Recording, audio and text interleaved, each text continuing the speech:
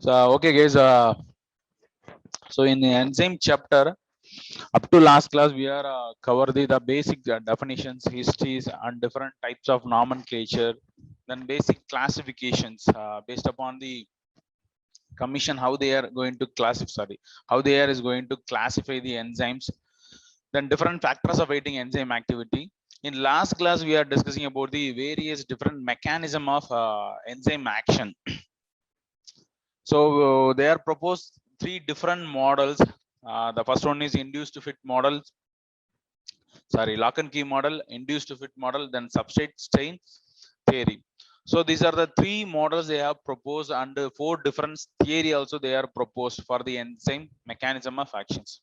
So for the continuation of that class, today we are going to discuss about the enzyme inhibition. What are the different types of enzyme inhibition is there? Na? So that's also important.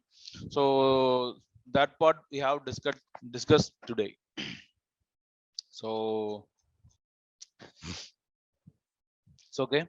So up to now we understand the basic concepts about the enzymes. So what is enzymes, how they are is going to classified, what is the mechanism, then what are the factors is going to affect the enzyme activity. All those things we have discussed in earlier class. So in this class I'm going to explain about the enzyme inhibition, because this is one of the important criteria. From this mechanism, whenever we are going to inhibit, otherwise alter the enzymes level, we can achieve the some pharmacological actions. So we must to know the what are the different types of mechanism is there for particularly enzyme inhibition action. If you know the concept, it's very easy to interpret the pharmacological actions, particularly when you can come across in second year or third year. This concept is very easy to correlate your pharmacology subject. Okay. So what is enzyme inhibitor? That is nothing but it's defined as a substance. Yeah. So it's defined as a substance which binds with the enzyme, bring about to decrease the catalytic activity. That means the inhibitor, the enzyme inhibitor, nothing but these are the substance. It's going to bind with the enzyme in specific side. Either it is going to bind on the active side, otherwise it's going to bind on the some other different side. Whatever it is, these are the substance inhibitor. These are the substance is going to bind with the enzyme. It's going to decrease the catalytic activity. That means enzyme is going to catalyze the some reaction. No, so that kind of reaction is going to inhibited by that substance. So whatever, if any substance is going to inhibit the catalysis process by inhibit the mechanism, it's called as enzyme inhibitor. So the same things, the inhibitor, it's may be the organic substance, otherwise inorganic substance also, whatever it is. The inhibitor may be organic substance, otherwise inorganic nature. Even some of the metal ions also we can consider as a inhibitor.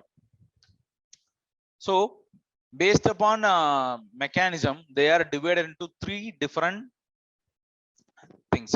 The first one is reversible inhibition, the second one is irreversible, the third one is allosteric inhibition.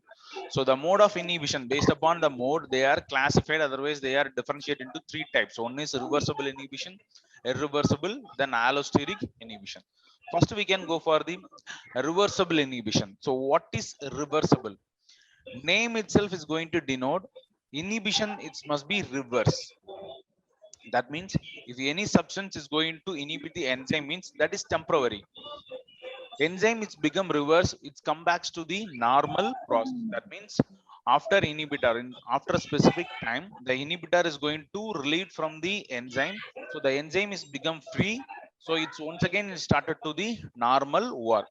So if any substance or any inhibitor, it's going to block the enzyme for temporarily, means it is called as reversible enzyme inhibition.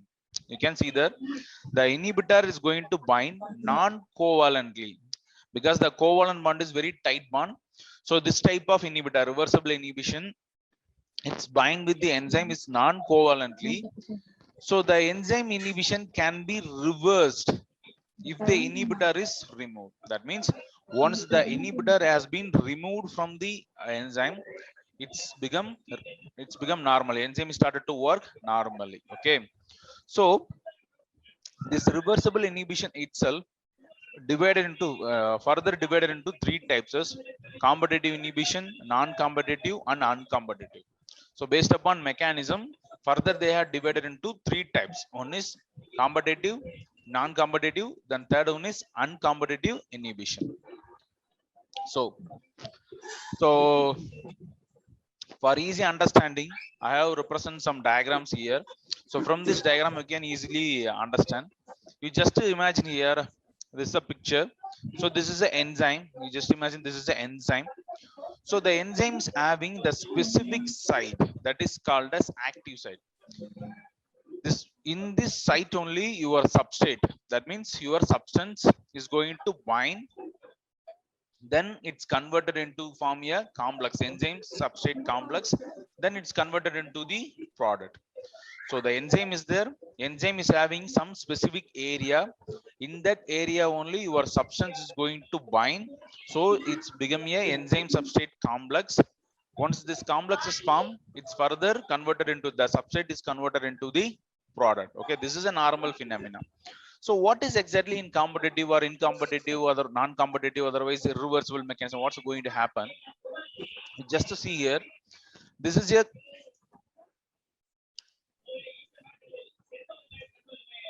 you can see here, this is just your substrate. Your substrate, it's exactly it's a pre-shaped one. Now, in last class we have discussed that lock and key model. Your substrate is having a pre-shape. The active sites also is a rigid in nature, so it's exactly is going to bind. That is a lock and key model. You just apply in this model. Your substrate is pre-shaped in nature. The same time your enzymes also it's having pre-shape. So that means your exactly your substrate is going to bind with the active site. But in this scenario, competitive inhibitor, what is happening exactly? The competitive inhibitor also, it is the structure is very close resemble with your substrate. You can see there, this is competitive inhibitor, this is your substrate. The both the things is somewhat more relevant. The structural similarity is one of the major factor it's going to do this mechanism. So your competitive inhibitor is similar structure with the substrate. So what's happening instead of your substrate? Instead of substrate, the inhibitor is going to bind. You can see here. So once apart from the instead of substrate, your inhibitor is going to bind means the catalysis process is going to block. Okay, this is competitive inhibition. Okay, this is example for competitive inhibition. You can see this picture B here. What is the major difference is that you can see here your substrate and the inhibitor is a different structure. No structural similarity is there. Substrate is a different structure format. Your competitor, that means your inhibitor also is a different format. But how is going to inhibit means your common inhibitor drug, that means non-competitive inhibitor drug, it's going to bind with other side. You can see that this is active side. Instead of active side, your non-competitive inhibitor is going to bind with some other place that is called as some other site. So the substance is inhibitor is going to bind with the other side. What's happening exactly? The active side, you can see there, once this complex is formed, your inhibitor is going to bind with the enzyme. The active side is become changed. The conformation of the active side is going to change. You can see here, this is actual side. You can see there, this is actual binding side. So once the inhibitor is going to bind means the active side is going to change. That means it's called as conformational change of the active side. So what's happened, your substrate can't able to bind with the specific active side. That means is also indirectly it's going to inhibit the substrate enzyme complex. So whatever it is, this is also is going to inhibit your catalysis process. So this is the best example, simple diagrammatical representation of competitive and non-competitive inhibitions. So you can see here some text material. The same thing is that the inhibitor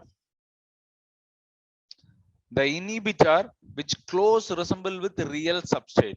Okay, that means it's the substrate analog and your inhibitor is the structurally somewhat resemble. Okay, so the inhibitor is going to compete with the substrate. because both the structure is similar. So it's going to compete with the substrate in binding site. Which binding site? Active site. So the same active site, the structural similarity is there. That is a major factor. Instead of your real substrate, the inhibitor also same structure. So it's going to inhibit the, sorry, it's going to bind with the active site. So it's directly is going to inhibit the catalysis process. So the enzyme does not undergo any catalysis. So how much time? The same thing is the next one is point. Next point. So as long as the competitive inhibitor is hold the active site, how much time it's going to hold? The inhibitor is going to hold the active site. Up to that, the enzyme is never undergo for any catalysis. So you can see here this picture. So this is a free enzyme. Once this form a bind with the substrate, free substrate means it's going to form a enzyme substrate complex. Once enzyme substrate complex is there, means it's converted, the substrate is converted into the product. So if you are given inhibitor, what's happened? The enzyme inhibitor is going to form a complex, enzyme inhibitor complex form. So substrate is can't able to bind with the enzyme. So now no is never undergoing to undergoing the catalysis process. No product is going to form. Okay, the same picture. The competitive form, because the structural similarity is going to bind with the active site. So substrate is can't able to bind. So product is never going to form. So you can see the some graphical interpretation. So how much time than other phenomena? So in last in last class we have discussed the Km value. 50% of substrate is going to occupy the enzyme. That value and the maximum velocity of the reactions. Then linear reciprocal method we have apply, means we can identify the whether it's going for competitive mechanism or non-competitive mechanisms. These are things we have discussed earlier. This is the best example you can see here. This type of inhibition could be overcome. That means the competitive inhibition has been overcome when the high substrate concentration, substrate and your inhibitor is same similar structure. That's a reason your inhibitor is going to bind with the active site.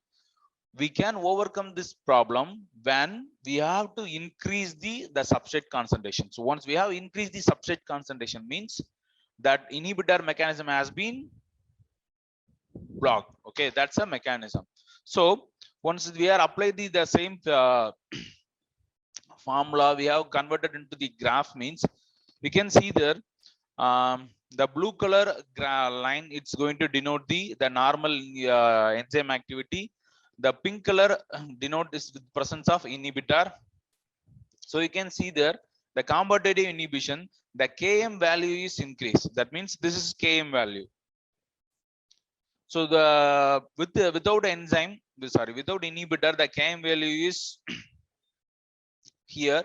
So with the inhibitor, the Km value is going to increase. So the Km value is increased, but the velocity of the reaction is not at all is going to unchanged.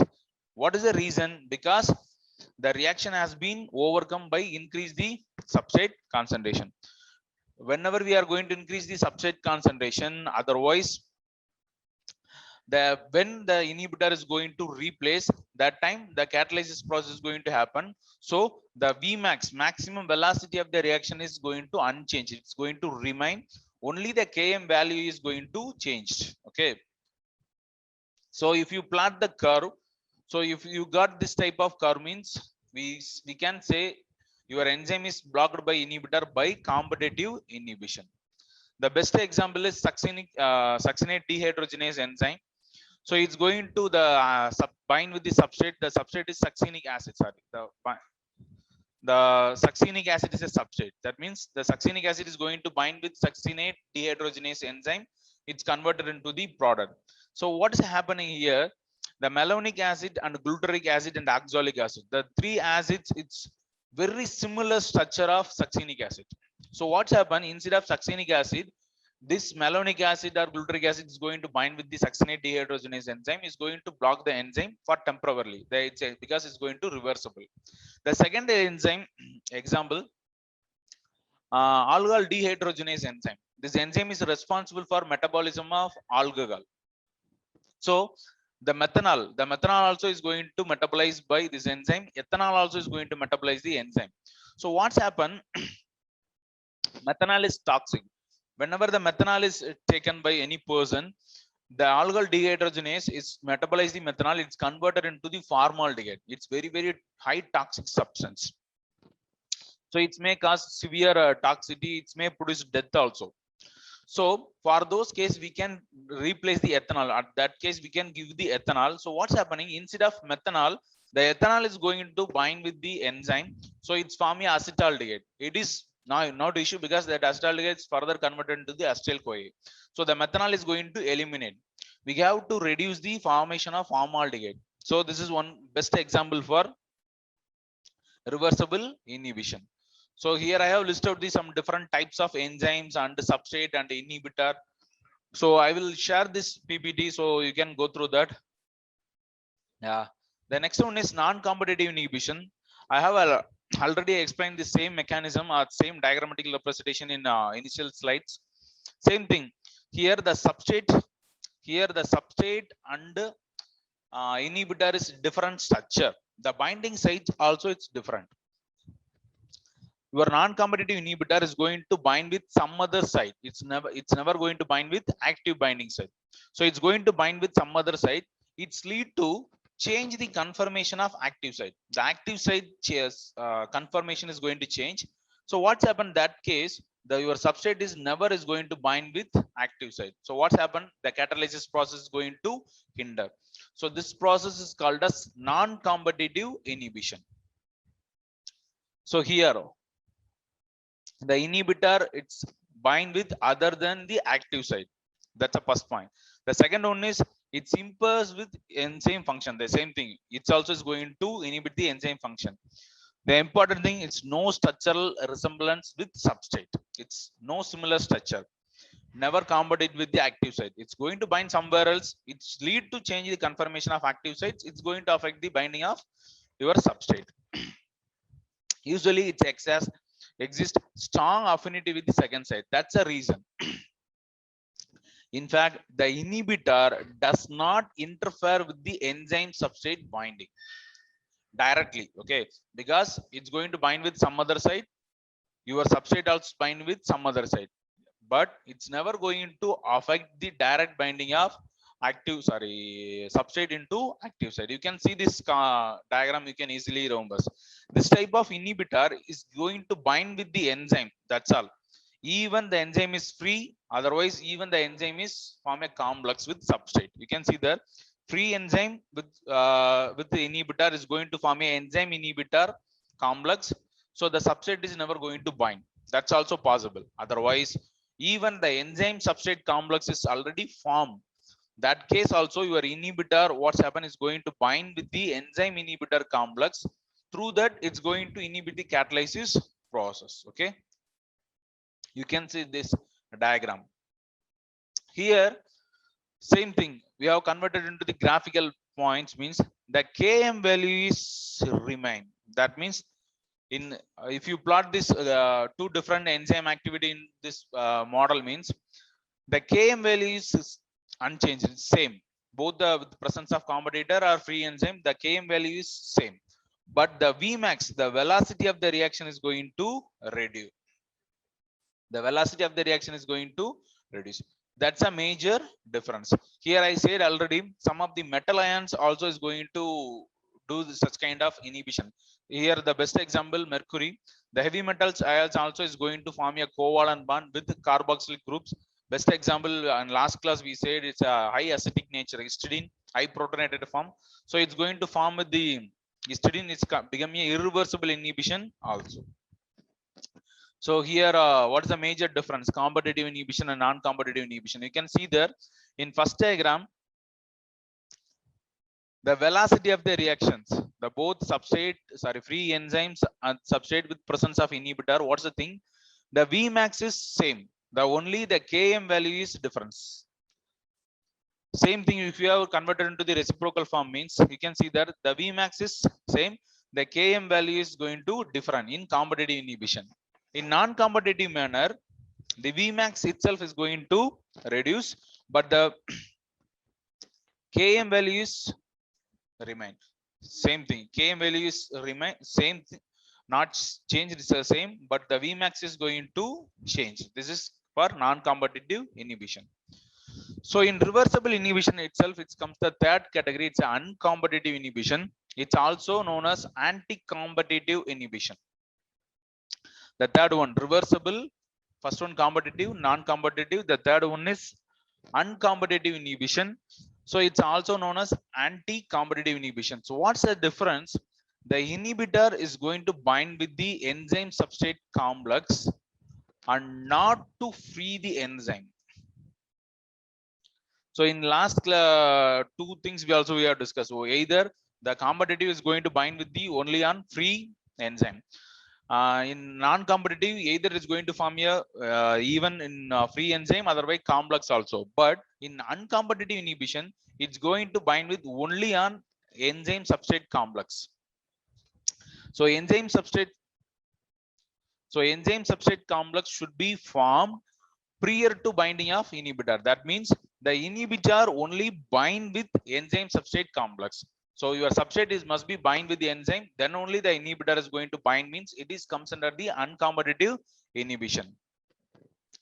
So it's not have any structural resemblance to the substrate. It works best when the substrate concentration is high. So because the high substrate concentration means is going to form a high complex is continuously is going to occur. Your inhibitor also casually is going to bind with the same enzyme enzyme substrate complex. In this case, the both Km value and Vmax is going to decrease. In competitive, only the Km value is different. In non-competitive, the Km values remain, Vmax is different. But this type of inhibition, both Km value and Vmax value is going to decrease. The best example is alkaline phosphatase inhibition of placental alkaline phosphatase by phenylalanine. So the second category, first we have seen the reversible. The second one is irreversible inhibition. That is nothing but these are the substance. These are the inhibitor is going to bind with the enzyme by covalent. So nama first pada in first class, the reversible inhibition, all those competitive, non-competitive or uncompetitive, everything is going to form a complex or bond with non-covalent bonds. But reversible inhibition, it's going to form a covalent bond, that because it's a tight bond. So the enzyme is totally is going to block. It's not at all become free. Once the inhibitor is going to bind with the enzyme, it's become totally blocked because due to the covalent formation. So when the first enzyme is going to synthesize, that time only the reaction is going to happen. Okay. So the best examples are, I will go for the second example. The best example is malathion. It comes under the organophosphorus poisoning. So we know that in our cholinergic nerve, parasympathetic nervous system, the acetylcholine is a neurotransmitter.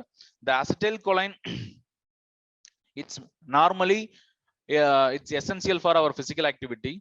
So whenever this parathion, that is nothing but otherwise I can say the best example for the movie dialogue, Paltile. It is also comes under the organophosphorus poisoning compounds. So what's happening exactly? These compounds is going to inhibit the acetylcholine esterase enzyme. So these enzyme is responsible for metabolism of acetylcholine. That means whenever the acetylcholine level is going to excess, that time this enzyme is going to metabolize the acetylcholine. It's reduce the level of acetylcholine. That's a mechanism. So this drug, organophosphorus poisoning, Paltile, malathion or parathion, whatever this kind of drugs, it's going to block the enzyme by irreversible mechanism. That means it's going to form a covalent bond. The enzyme is going to completely block. So what's happened? The acetylcholine level is going to high. So that time it's produced the toxicity. So whatever you have seen that movie, that same effect is going to produce. The person is become, it's lead to fatal. Okay. So another one best example is disulfiram. I think the one example is more than enough. So the second one is the same irreversible mechanism. The second one enzyme thing is suicidal inhibition. It's also comes under the irreversible mechanism, irreversible inhibition. So what the thing is, the suicidal inhibition, it's a specialized form of irreversible inhibition because it's also comes under the same category. So the original inhibitor, you can see there, the structural analog, it's a competitive inhibitor. Okay, it's irreversible mechanism, it's a competitive inhibitor. But what the thing is, once the substance is going to bind with the competitive inhibitor, casually it's going to bind with active site. But when it's going to bind with the active site, it's converted into more potent. That means it first comes under the competitive inhibitor only. That means reversible mechanism. But once it's going to bind with the CAM enzyme, it's converted into more potent. So what's happening, it's going to form a, it's going to become a irreversible, it's going to become inhibit the enzyme by permanently, so it's become irreversible. So initially it's a reversible mechanism, comes under the competitive inhibitor, but once it's going to bind with the substance, sorry, enzyme, it's become more potent, so it comes under the irreversible inhibition. So the formed inhibitor, that means is converted inhibitor is bind irreversibly. So the best example is allopurinol. So allopurinol is a anti-gout drug. So it's going to inhibit the enzyme xanthine oxidase. Okay, xanthine oxidase. So allopurinol first is going to bind with the xanthine oxidase by temporary, that means temporary inhibition. It comes under the irreversible mechanism. But what's happening, once it's going to bind with the complex, it's going to converted into alloxanthine. These alloxanthines are more potent than the parent compound. Okay, so it's going to inhibit more effective, it's going to inhibit the enzyme by permanently, so it comes under the irreversible mechanism. So this is the best example.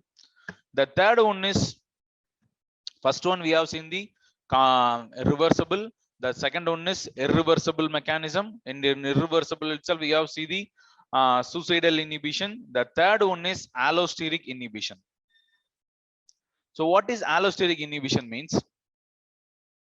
Such type of inhibition is given under the allosteric regulations.